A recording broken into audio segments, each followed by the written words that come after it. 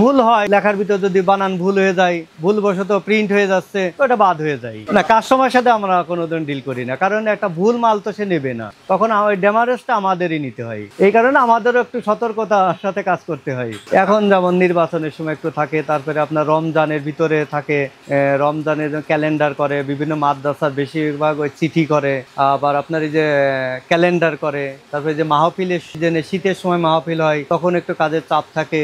এখন প্রেশার কম, বাকি তো যায়, পেমেন্ট ঠিক মতো হয় না, কারণ আমাদের 1000 টাকার একটা কাজে দেওয়ার সময় যতই তার সাথে দাম দর করি, দেওয়ার সময় 150 টাকা কম দেয়। আবার বেশিরভাগ মাদ্রাসাগুলোতে আমরা ছাড় দিই, তারপরেও বাকি থাকে, কারণ ওদের তো পরের উপরের কাছে টাকা নিয়ে তারপর আমাদের দিতে হয়। এটা হচ্ছে যে ওই কিছু বাকি রেখে যায়। ধর্মীয় কাজে আমরা সর্বোচ্চ ছাড় দেওয়ার চেষ্টা করি, যেহেতু আমরা যদি এমনিতে কোনো জায়গায় অনেক সময় দেওয়া হয় না, কিন্তু ওই মাদ্রাসার কাজ করতেছি, একটা এতিমখানা, মসজিদ, তো সেইখানে যদি আমরা 100 টাকা ছাড় দিয়ে যদি শরিক হতে পারি, আলহামদুলিল্লাহ।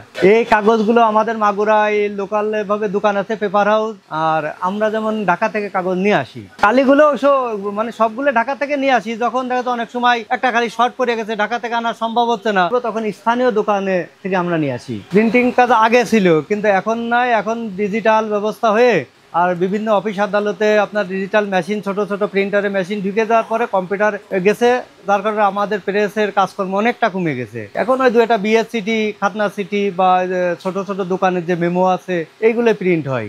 আগে স্কুল কলেজের প্রশ্ন ছাপাতাম, এখন তাও হয় না, এখন সব তারা কম্পিউটারে বের করে ফেলে তাদের নিজস্ব প্রিন্টারেই। আগে একটা প্রেসে 25-30 জন কর্মচারী কাজ করতো, এখন 2-3 জন লোক হলেই এনাফ। আগে একটা মেশিন একটা কাজ করতে 2 ঘন্টা লাগতো, প্রিন্ট ছাপাতি লেটার মেশিন ছিল, আর এখন সেই 2 ঘন্টার কাজ মনে করেন 10 মিনিটই হয়ে যায়। এখন তো আমাদের কাজ অনেক কমে গেছে, এখন ডিজিটালি এইটা। আর ডিজিটাল আপনার একটা আছে প্যানা মেশিন, ওইগুলো তো সাইনবোর্ডের জন্য, আর আমাদের কাগজ প্রিন্ট দেওয়ার জন্য এইটাই ডিজিটাল।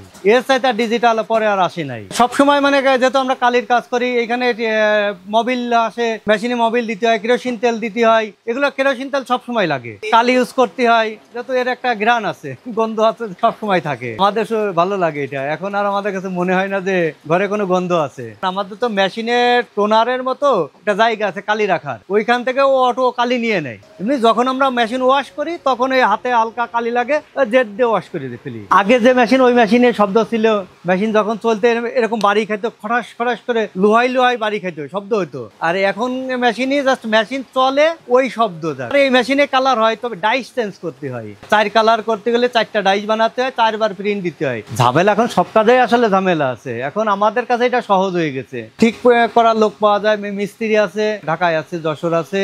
এগুলো যখন যে মিস্ত্রি লাগে, সব মেশিনই মানে সব মিস্ত্রি তো এক ধরনের কাজ করে না, কেউ ইলেকট্রিক সাইড কাজ করে, কেউ মেকানিক্যাল সাইড কাজ করে, ওই সেই রকমের মিস্ত্রি নিয়ে এসে সার্ভিসিং করে নিতে হয়। ডাইস গুলো আমরা তৈরি করে কম্পিউটার থেকে প্রথমে ট্রেসিং বের করি, এই ট্রেসিং পেপার বের করতে হয়। দেওয়ার পরে আমাদের যে ডাইস আছে, এই যে আপনার এরে বলে প্লেট বলে, এই প্লেট বাদ দিয়ে আমাদের এক ধরনের মেশিন আছে, ইলেকট্রিক মেশিন আছে, আবার রোদের মাধ্যমে বানানো যায়। ওই যে ওই বাক্স আছে আপনার, ওইটা প্লেট 2-3 মিনিট রোদে রাখলে এই লেখা এই প্লেটের পর উঠে যায়। তারপরে কেমিক্যাল আছে, ওয়াশ করলে সবুজ লেখাগুলো থেকে যায়, আর বাদ বাকি সব সাদা হয়ে যায়। আমাদের এখানে সব ধরনের মেশিনই আছে। বিরক্ত কাগজ এখান থেকে ডেলিভারি তখন যায়, অনেক সময় ডিস্টার্ব দেয়, ওই ডিস্টার্ব করলে খুবই বিরক্ত ভালো লাগে।